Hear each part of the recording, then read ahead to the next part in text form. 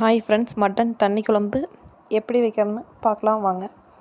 ஒரு கடாயில் எண்ணெய் ஊற்றிக்கோங்க. எண்ணெய் நல்லா காஞ்சதையும் 200 கிராம் சின்ன வெங்காயம் போட்டு வணக்கிக்கோங்க. சின்ன வெங்காயம் ரொம்ப நல்லா வணங்கணும். நல்லா வணங்கிருச்சுன்னா டேஸ்ட் நல்லாயிருக்கும். வணங்காமல் அரைகுறையாக வணங்கியிருந்தேன்னா டேஸ்ட் ரொம்ப கம்மியாக இருக்கும் குழம்பு. வெங்காயம் வணங்குறது தான் டேஸ்ட்டே இருக்குது.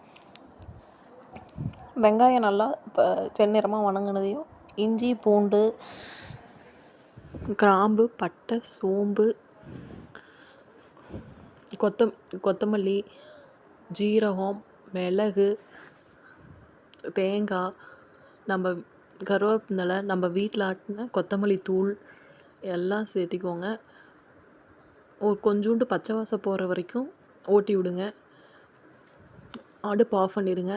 இது ஆறட்டும். இது ஆறுற கேப்பில் சின்ன வெங்காயம், பச்சை மிளகா, கருவேப்பிலையை தாளிச்சு விட்டுக்கோங்க. நல்லா வணங்கினதையும் மட்டன் அரை கிலோ போட்டுக்கோங்க. உப்பு, மஞ்சத்தூள் சேர்த்துக்கோங்க. மட்டன் மசாலாவும் சேர்த்துக்கோங்க. மட்டன் மசாலா கண்டிப்பாக சேர்த்துக்கோங்க. ரொம்ப நல்லாயிருக்கும் குழம்பு. வதக்கி விட்டுட்டு ஒரு மூடி போட்டு ஒரு தட்டு வச்சு மூடி வச்சுருங்க. ஒரு 10 நிமிஷத்துக்கு அதுவே தண்ணி விடும். தண்ணி விட்டதையும்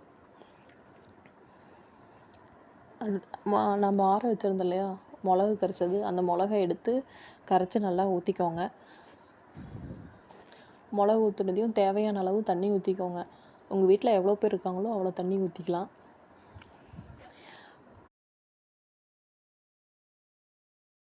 உப்பு தேவையான